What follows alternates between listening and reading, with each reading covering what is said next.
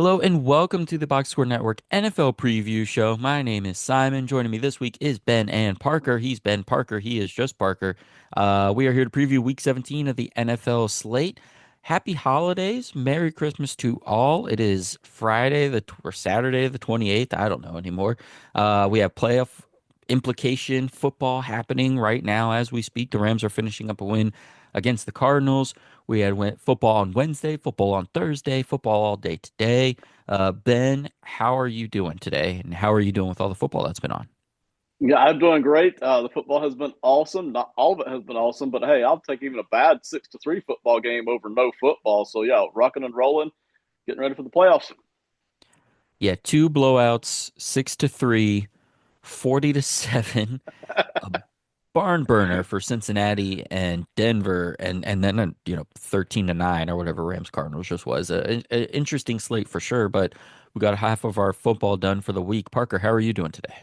I am doing good, man. Like Ben said, coming off some football, and it's crazy because we already have half the week over with. Half my players on my fantasy teams have already played.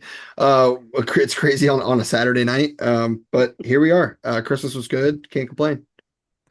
All right. That was our getting the niceties out of there. Let's go ahead and preview this week 17 slate. We're gonna start with our game of the week. Our game of the week this week is Packers at Vikings. The Vikings are favored by 1.5. Some injury updates for everybody. Green Bay corner Jair Alexander and linebacker Quay Walker are both out. Safety Javon Bullard and wide receiver Christian Watson are questionable.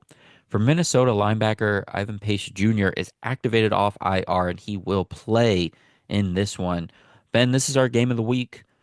A lot of playoff implications going into this game. Two really good teams that are playing really good football this late in the season. How are you feeling about this game coming up? This should be a tight, fun game. It really should be. So it's my most funnest game remaining, my most funnest remaining game on the schedule here. I really like this one. Now, Vegas has got me a little worried right now with the way they're putting out this game and with the way the public has reacted to it.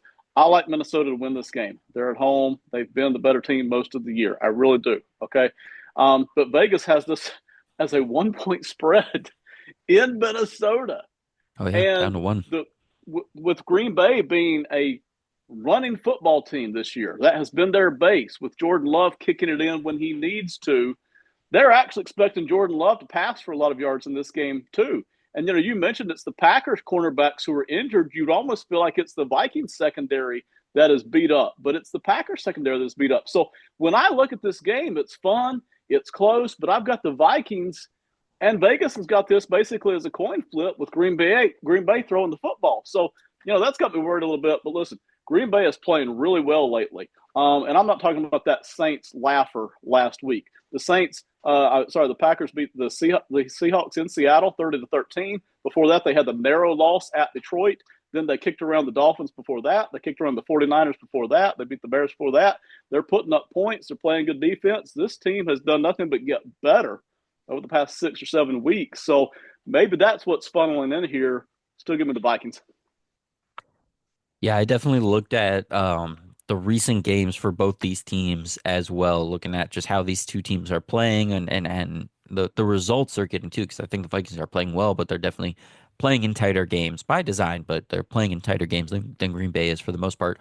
Parker, what are some of your early thoughts, your initial thoughts on this game? Yeah, that's so funny that you guys literally just took like my main point of why I really dude, I have Viking in the dock, but I'm gonna take Green Bay.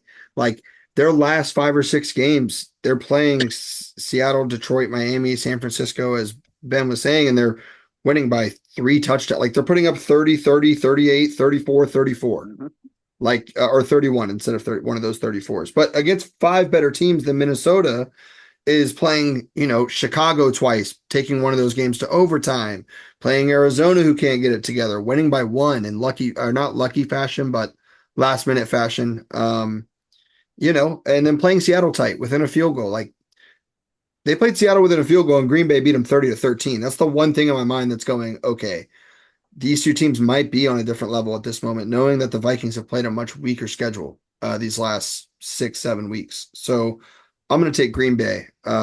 Less turnovers, running the football more consistently, even with the defensive injuries.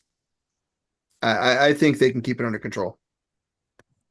Yeah, Green Bay has played with these injuries for a majority of the season. They know how to do it. Minnesota's been doing the same thing with their roster and the injuries as well, but mostly healthy. For me, it came down to two things. I found some advanced stats that I like that I'll give you guys just for funsies. But Jordan Love is so much healthier than he was that first time these two teams played. Remember, they played in week 4. Jordan Love sat out 2 weeks with a sprained MCL that he sustained in the season opener on the Thursday night game in Brazil against the Eagles. And then even in the middle of the season, when the Vikings were like kind of going through a little bit of their, quote unquote struggles for a two-loss team, he was dealing with a groin injury after that. This last third of the season, Jordan Love has been healthy and he's been playing phenomenally. So I feel really good about that. I think, and seeing the Vikings defense for a second time, even though they're going to switch things up, but seeing that defense and not being surprised by it for a second time with full health behind them, I think is going to be huge for Green Bay and huge for Jordan Love. Also, some of those numbers I wanted to throw at you guys. So Sam Darnold is third in the league in time to throw. So he's holding the ball for the third longest amount of time of any quarterback.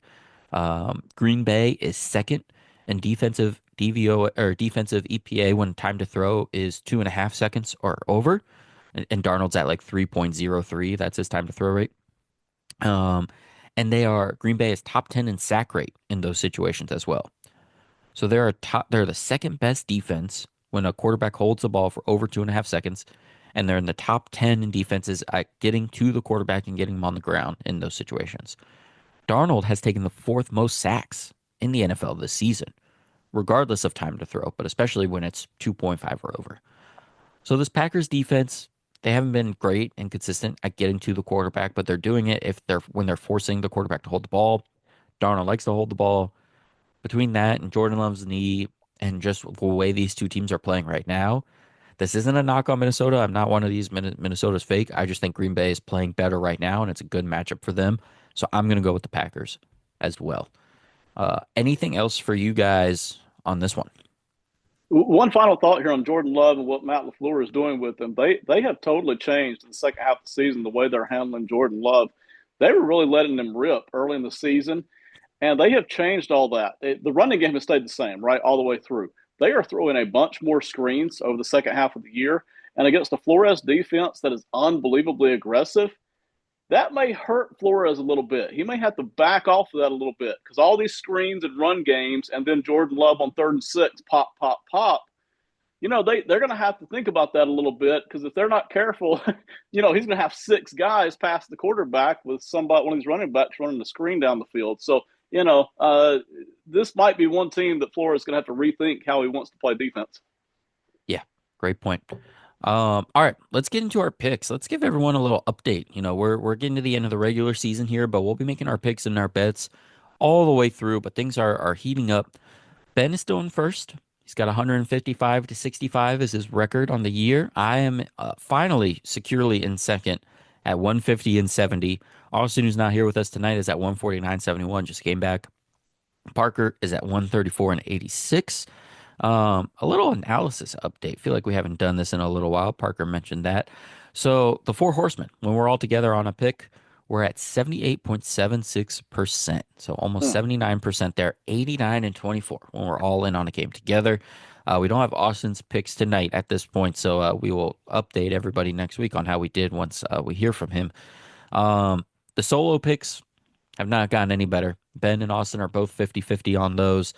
Parker and I are way down when we go solo. On our pairings, me and Ben together versus Parker and Austin has taken off as our best pairing. We're 10-4, me and Ben, when it's just me and Ben. We're at over 71% in those cases. So we're playing for this individual mark. Trying to get all the way through the season here. One of us might catch Ben. Otherwise, we're playing for second and third.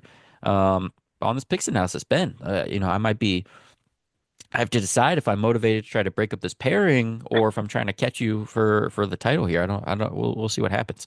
But let's get into it. First game we're going to talk about Jets at Bills. Buffalo is favored by 10. For New York, Devontae Adams, Michael Carter II, Sauce Gardner, Morgan Moses, and Quinn Williams are all questionable. For Buffalo, DeMar Hamlin and Taylor Rapp are questionable. So Buffalo's getting a little bit healthier. New York is getting a little bit more banged up. Ben, what do you think about this game? I think if I'm some of these leading Jets players and my season is over and done with and it's been abysmal, and I've got a choice between, hey, I'm a little banged up and I want to go play in the cold at Buffalo, who's going to kill me by 40 if Josh Allen decides to put any effort into it, or maybe I'll just sit on the sidelines for the whole game and, stay warm in my big coat, then I think that may be half of what's going on here with this list. Give me Buffalo here by a lot. I don't even, if Josh Allen plays the first half, I don't really see how this game ends up being close. More than likely. Yeah, to your point on those injuries, of all those guys, the only one that looks promising on the Jets injury report here is actually Quentin Williams, who was the one guy that actually missed the game last week, in terms of these newer injuries, but he's been limited all week. Everybody else missed multiple days of practice, or were limited for multiple days of practice, plus missing practice. So it's not looking great for some of those ones. Parker, how are you feeling about this game? Yeah, we have a division matchup, and these can sometimes get a little shady, a little rocky. But if the Bills have something to play for, I'm taking the Bills. Yep, and it does feel like the Bills still are trying to make sure they hold on to second place, and they would like to do that now, take care of that, and then maybe get to rest in Week 18. I'm going with the Bills as well. Feels like everyone's going to be good to go. Feels like that defense is a little bit healthier. Give me the Bills in this one. Up next, we have the Titans at the Jaguars. Jacksonville is favored by one. This changed just an hour ago. Tennessee was favored by one. So people are really excited about Titans and Jags. Ben, how are you feeling about this one? Yeah, this is the most irrelevant, nobody gives a flying rip game of the week. It's going to get stamped Eddie Levante because it is exactly that. Listen, both these teams playing out the string. I'm going to pick Tennessee here. My main reason for doing so is that Jacksonville is just so horrible. Goodness gracious. I mean, Jacksonville is just a bad football team all the way around. And Tennessee has at least shown some fight this year. To be honest, I wish Will Levis was still playing in this game. I don't think he is. I didn't check it lately. I don't think so. But even so, Tennessee shows some fight. Jacksonville hasn't seemed to in a while. So give me Tennessee. Parker, how you feeling? I'm going to take the Jacksonville Jaguars. Based on the fact that one of Tennessee's best things they've had going for them is Tony Pollard recently has been really productive for their offense, especially because their quarterback play has been so bad, which is why you want to see Will Levis in this football game to give him a chance, or a better chance, I should say, someone that'll sling it around. I just think the Jags kind of have them outweighed a little bit, looking at the injuries and looking at who's not going to be there. And I know Tennessee's had a better defense all year long, but I just see Jacksonville having something here. Vegas has them. I might as well go with them. Yeah, that Tennessee defense, it lasted as long as it could, but it seems to have given up the ghost kind of, 38 points and 37 points allowed each of the last 2 weeks. Jacksonville's not as good as the Colts or the Bengals, but I don't think that defense is quite where it was all season. To your point on the injuries, Parker, thank you for that. Tony Pollard, Amani Hooker, and Dylan Radunes are all out for Tennessee. For Jacksonville, Walker Little and Darnell Savage are out. I'm going with the Jags as well. I think they're just, funnily enough, actually playing a little bit better than Tennessee right now, and that Tennessee defense, especially, is just not where it was earlier this season. Update from Shefty while this is happening, while we're recording. Per Schefter, Devonta Adams is going to play in this game versus Buffalo. He wants that 500th career passing touchdown from Rodgers, and he's one touchdown away from that. Anybody getting that confirmation want to change their answer to Jets? Anybody? Oh, Parker does. Yeah. When in Rome, Did he really do that? Is that in the doc? Is that there? Let's see. Let's I have them check. on both my fantasy teams that are in a championship this week. So All yeah, right, here we go. Oh, Parker's riding wow. for it. Parker's riding There for it it. is. Um, I got nothing to guys, say. does it really make a difference to y'all what I do at this point? I It mean, does. it's Yes. does it Redeem really yourself. You're I mean, only 15 games back. only, yeah. I mean, I'm pretty much chalking it up for next year and really staying disciplined. Like what I did is I think this rep, dude, we got 8 weeks in and I was like, oh, I gotta catch up. I gotta catch up. And I had plenty of time and I panicked. And that was my problem. But anyways, I am gonna take the Jets here. Dude, But division matchup. luckily, you don't do anything like that with the betting segment, so it's fine. No, no, no. Yeah, I mean, yeah. Yeah, you would never. No. Anyways, let's get to our next game here. Panthers at Bucks. Tampa Bay is favored by 9.5. Chuba Hubbard goes to IR. Sorry for fantasy managers out there. Josie Jewell is out for Carolina. J.C. Horn and Taylor Moton are doubtful. Jadeveon Clowney, Xavier Legette, Damian Lewis, and DJ Wanham are questionable.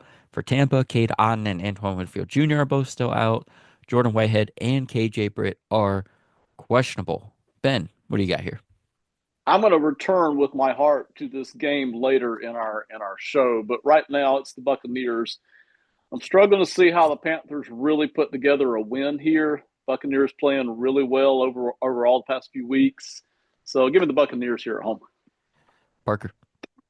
Yeah, I mean, kind of same thing with Titans Jags. I mean, the Bucks have something to play for here, but the one thing that Carolina's had going for them now that Bryce Young's playing a little better, but Chuba Hubbard has been the guy, and without Chuba Hubbard, just like Tennessee is without Tony Pollard, even in a division matchup, I can't take them to win a football game without a good run game. So I'm going to take Tampa Bay. They got something to play for, and they got the playoffs in their windshield. So that's what they're going for. Yeah, should mention that the Bucks, they can't clinch anything this week, but they are very much still in hopes for the playoffs, so they definitely need to win to stay alive in this one. I don't think I missed any of the other playoff scenario games here. Bills, Titans, yeah, no, not quite yet. And we're not worried about the playoffs in this next matchup either. I'm also going with the Buccaneers, by the way. Raiders at Saints. The Raiders are favored by 2. I want to make sure that didn't change because that was 2.5. Yep, they're currently favored by 2. It was 2.5 just like half an hour ago. For the Saints, still no Derek Carr, Alvin Kamara, Eric McCoy, Chris Olave, or Lucas Patrick, but the Raiders are pretty much healthy. Ben, what are you doing here? So this is my other nobody gives a flying rip most irrelevant game of the week. We got a double dip. Ida Levante. I was Nobody about cares, to say man. that, dude. I was about to say it. It's Kyle Rudolph and Mac Jones, or not Kyle Rudolph, Mason Rudolph and Mac Jones, and then you have in the same slate Aiden O'Connell versus Jake Hainer. Like they're both so bad. Give me the Raiders in this game. The Saints really have struggled at times this year when Carr isn't playing or when McCoy isn't playing. They don't say, they're not a great football team anyway, but the Raiders have shown fight. They're still in there digging, fighting, scratching, clawing. So give me the Raiders in this game. I'm double checking because I think is it going to be Spencer Rattler or Jake Hainer in this game? I Oh, think Radler. is it Yep. Rattler? I'm sorry. I He think ended it the might be last right. or he played last game, didn't he? I think so, but I mean, to be honest with you, it doesn't really change where my head's at in this one. Because whoever that quarterback is, he's not gonna have a center and he's not gonna have anybody to give the ball to. So I am going with the Raiders in this one myself. Parker, what do you have in this one? Yeah, I'm going to take the Raiders as well, man. They've just seemed the more scrappy team at the end of the season. It seems like, the coach is trying to kind of salvage something. Maybe a little worried that this year was real ugly and they might go with another option. So he's got to get a couple wins at the end of the season. 6 wins looks a lot better than 4. So, Don't yeah. don't bring in a rookie quarterback where you need a new head coach. You draft a edge rusher and you keep the same head coach for another year and you let it ride is what AP is thinking over there. Hmm. Savvy move by my guy. All right, up next we have the Cowboys at the Eagles. The Eagles are favored by 7.5, and this is with Jalen Hurts being out with that concussion that he sustained last week against Washington. Should also note that Nakobe Dean is questionable. Meanwhile, for Dallas, CeeDee Lamb officially went to IR today, and Eric Kendricks is questionable as well. Ben, what do you got in this one? I've got the Cowboys just winning straight up. Now, they're up against it on a talent basis, right? But the Cowboys have been fighting. I can't say enough about how the Cowboys stars, and I think CD Lamb is not playing. Is that correct? I He's Correct. on wasn't even IR. close. On Yeah. Yeah. IR, he's done. But the Cowboys stars have not quit on this season. Like Lamb was playing hard. He was busting tail. I think that's half of what got him on IR last week. Micah Parsons has been busting it. Cooper Rush has been playing fairly well from one week to the next. But the Kenny Pickett thing, man, with Jalen Hurts being out, Kenny Pickett sitting there, Vegas has got to be thinking that the Eagles can run the football here. And I'm sure they can. But if I'm the Cowboys, I'm going to load the box up here. I'm going to force Kenny Pickett to throw downfield. As I'm going to go single high safety. I'm going to go, seven in the box, whatever I got to do to slow down Barkley. And I feel like if I'm the Cowboys, I can score some points here. This Eagles defense, although good, is not untouchable. So, I'll pick the Cowboys straight up. Parker. I'm going to go against the grain there. I had Cowboys in the dock, but the one thing that stopped me is the fact that, all the injuries on Philadelphia. Dude, Kenny Pickett can hand the ball off, just like what Ben's saying. Like, there's not a single injury on their offensive line. They don't have a defensive back that's injured, and that's like another thing is Cooper Rush is throwing without CeeDee Lamb against one of the best secondaries in the league, and I don't know, man. Rico Dowdle had a bad week last week. You can't rely on Zeke. Like, there's no real run game promising there. It's gonna be real tough. I mean, your wide receiver one's Brandon Cooks, Jalen Tolbert. Like that's your wide receiver one, and then you have Jake Ferguson. So, you're rocking with like a great, like super super great value, like Kansas City Chiefs offense with like crap receivers, a decent tight end, and a backup quarterback. So, yeah, I'm gonna take Philly. I'm taking Dallas. Um, Kenny Pickett came into that game for Philly last week, and he had the three turnovers in 3.5 quarters. He was able to finish off that touchdown drive that Hurts basically got them down to the red zone in. And my big thing is, I was listening to a Philly sports pod or reading a blog or something, but the run efficiency once Pickett came in went way down for Philly because you don't have the threat of Hurts taking the ball and running, or just the fact that Hurts, yeah, can throw those deep balls. So you are loading up the box. You're not worried about Kenny Pickett keeping the ball because he could scoot a little bit, but he's not going to hurt you the Right. way Hurts is. So I think they're really going to load up the box, and you're either going to run into a brick wall with, brick wall, I don't know, whatever lighter building material you want to say the Dallas run defense is. Um, but you're going for, against a heavy box every single time you're doing it, and eventually Saquon, whether he slows up or just, attrition, whatever it is. I think that Dallas defense has been playing well and against Kenny Pickett and in a one, if it's going to be a one-dimensional offense, I think they'll be good enough to keep this one. So give me Dallas in this one. Um, we should note for Philly, I do have a playoff scenario here that they can clinch the division with a win or tie, or Washington lost or tie. We'll get to Washington's game here in a little bit, but if Philly wins this game, they lock up the NFC East. So they clearly have a lot to play for. They would obviously prefer Hurts to be playing in this one, but alas, they are not. So we'll see what happens there with that game. We have one more game in this early slate here. Colts at Giants. I believe Drew Lock is playing for the Giants this week. Indianapolis is favored by 7.5. Anthony Richardson is out, quarterback for the Colts. Joe Flacco will be playing. Quentin Nelson is questionable as well. For New York, John Michael Schmitz and Micah McFadden are out. Malik Neighbors is questionable. Ben, what do you got here? Been a long season for the Giants, and they haven't looked good in a long time. Give me the Colts. They're the better football team. I know it's at New York. I don't think that's going to make a whole heck of a lot of difference here. I like anybody the Colts put out there at quarterback better than anybody the Giants put out there at quarterback. The Colts have offensive weapons to work with. The Giants going to struggle in that department, so I don't know how they're going to take advantage of a weaker Colts secondary. Give me the Colts here pretty easily. Parker. Yeah, man, this one's very simple for me. Giants are in line to have the number one pick, and the Indianapolis Colts have something to play for. Like they're still in the bubble for the playoffs. So give me the Colts. Yeah, I've got the Colts as well. That Giants team is cooked. The Colts can't do anything to help them get into the playoffs this week. The Bengals beating the Broncos today obviously kept them alive, but the Colts need to win this one to have a chance. But nothing they could do to clinch a playoff spot this week. Moving into the afternoon slate, we just have one more afternoon game to cover here. The Miami Dolphins are at the Cleveland Browns. Miami is favored by 3.5. I'll double check that because Tua Tagovailoa is doubtful to play in this game with a hip injury.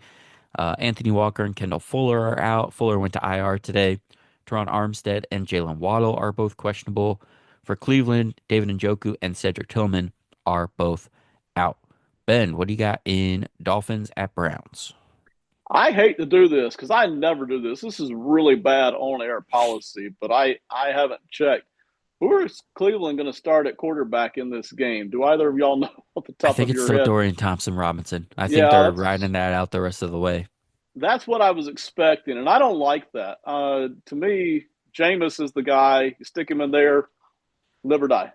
Um, Quiet that's what I'm tank going to be doing. situation, What's DTR. that? Quiet tank Yeah, situation. Put the yeah, young guy probably, in, quote unquote, see what happens. probably. And if I'm Kevin Stefanski, I'm telling him to go jump in a lake. The front office. Like that's how I feel about that. This could be a tight football game because we saw Miami earlier. I'll pick the Dolphins to win. But we saw the Dolphins earlier. If Tua wasn't in there, their backups are dreadful. Uh, they are just some of the worst in the league at backup QB. So this game could actually end up close. I'll still pick Miami because Dorian Thompson Robinson, if he's the one out there, isn't any better. If it was Jameis, I'd pick Cleveland. All right, but that's where I'm at on that. So give me give me Miami. Parker, what do you got? Yeah, I'm going to take Miami too. Ben pretty much covered it all right there. Yeah, the Dolphins have looked bad with backups, but I'm going to bet that the weapons on the Dolphins side are going to carry a little bit heavier of a load.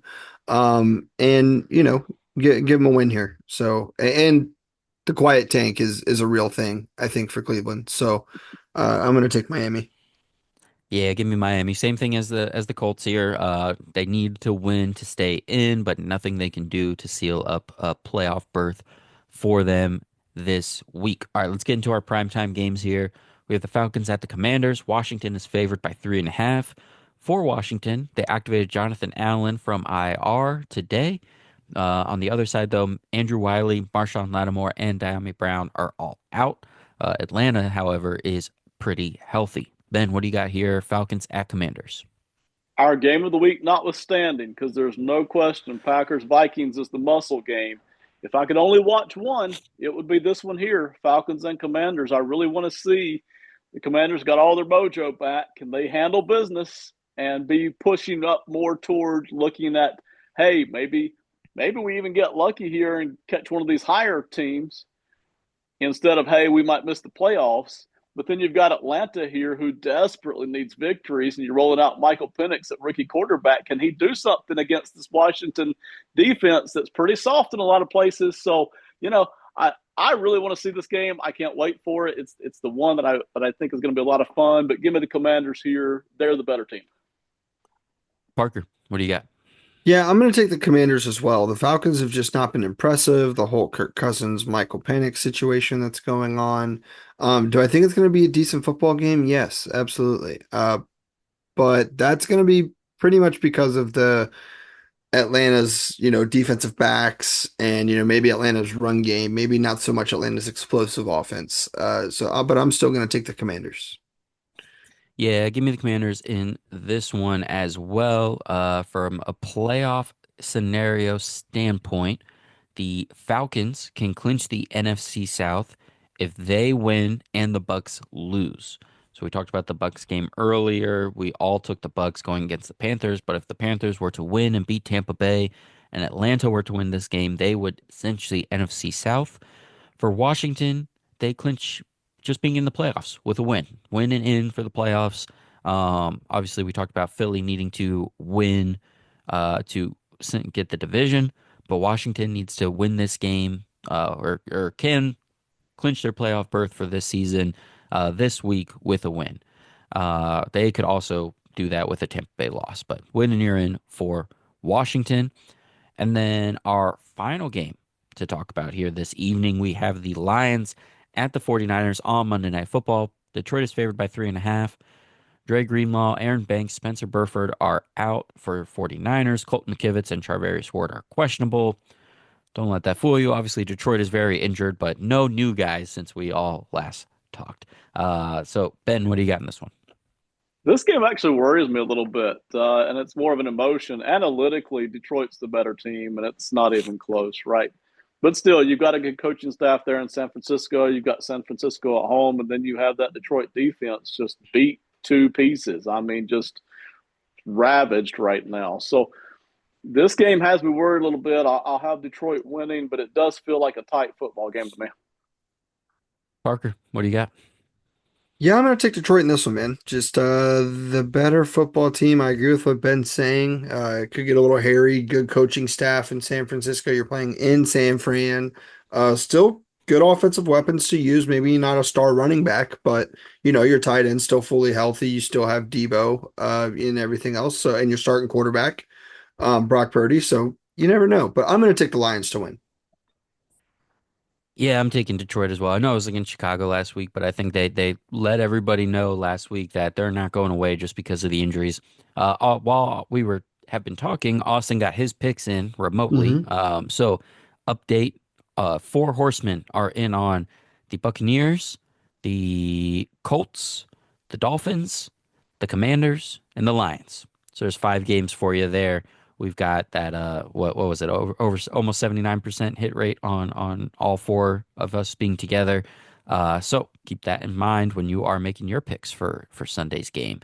Let's get into our bets now. Let's give a little update. Currently, I'm still in first place with 128.58 goats. Austin is in second at 106.54. Ben is in third at 93.39. And Parker is in fourth at 72 goats even.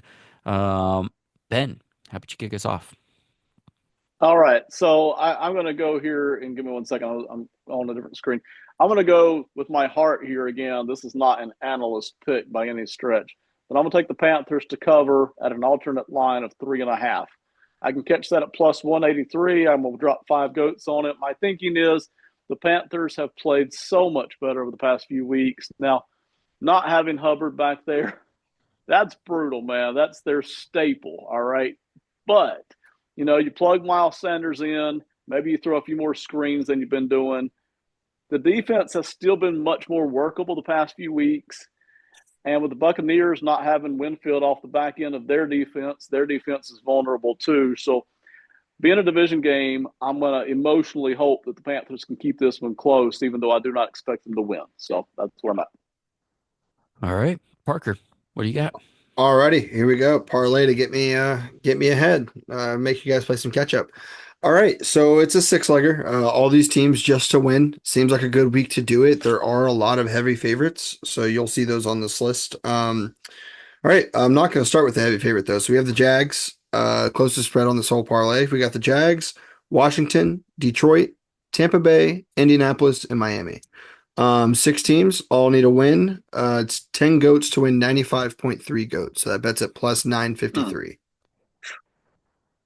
We said this was going to happen, Ben. We said week 17, 18, Parker was just going to come in and get right back in. So that one sounds pretty good. We will see what happens. I'm going with another oldie but a goodie. Zach Sealer over 0.25 sacks. That's still getting plus 115.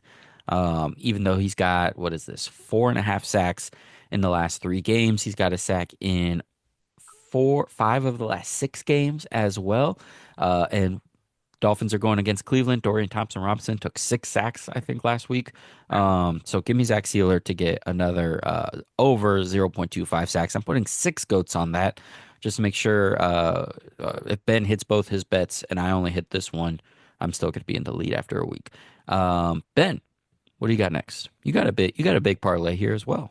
Yeah, I'm going to follow the Parker mold here a little bit. Not quite as wild, but he inspires me. But listen, every week Parker comes in the betting segments with this "go big or go home," no risk it, no biscuit kind of a mindset. He's either going to finish at 0 points by the end of the year, or he's going to win the whole championship by like double of what any of us have. It's going to be one or the other.